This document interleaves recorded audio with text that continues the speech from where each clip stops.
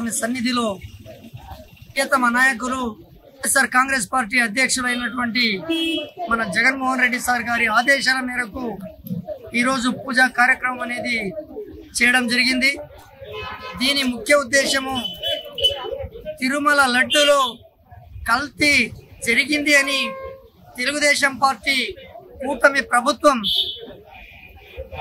ఈ రాష్ట్ర వ్యాప్తంగా ప్రజల యొక్క మనోభావాలను దెబ్బతీసే రీతిలో ఈ రాష్ట్రంలో ప్రజలకు, హిందువులకు ఆ లడ్డు ప్రసాదంపై డైవర్స్ అనేది చేయడం జరుగుతుంది. దీనిని ప్రజలందరూ గమనిస్తున్నారు. హామీలను నెరవేర్చకుండా ప్రజల యొక్క మనోభావాలను డైవర్స్ చేసేదానికి దీనిని ఈ తెరపైకి తీసుకొని రావడం అనేది కూటమి ప్రభుత్వం తలపెట్టినటువంటి ప్రోగ్రాం.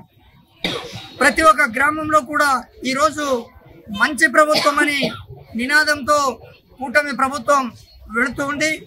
కానీ ఇది మంచి ప్రభుత్వం కాదు, ముంచే ప్రభుత్వం అని ప్రజలందరూ ఇప్పటికే తెలుసుకున్నారు.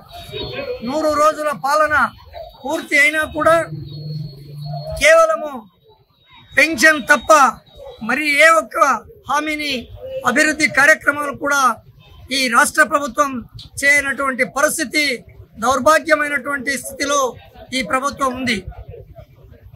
ప్రజలందరూ ఇప్పటికే అనుకుంటున్నారు, చంద్రబాబు నాయుడుకు ఇటువంటి దుష్ప్రచారం చేయకూడదు, మంచి బుద్ధి ప్రసాదించాలా, ప్రజలతో ఇటువంటివి తీసుకొని పోకూడదు అనే విషయంతో ఈరోజు పూజా కార్యక్రమం చేయడం జరిగింది. ఇదే రీతిలో తెలుగుదేశం పార్టీ ఇటువంటి నీచమైనటువంటి ప్రవర్తనం జరిగితే వైఎస్ఆర్ కాంగ్రెస్ పార్టీ తరఫున పెద్ద ఎత్తున ఈ మడక్సిర పట్టణంలో ధర్నా, రాస్తారోకో చేయడం కూడా జరుగుతుందని హెచ్చరిస్తున్నాం. మరిన్ని వీడియోస్ కోసం ఛానల్ ని సబ్స్క్రైబ్ చేయండి. లేటెస్ట్ అప్డేట్స్ కోసం వాట్సాప్ ఛానల్ ని ఫాలో చేయండి.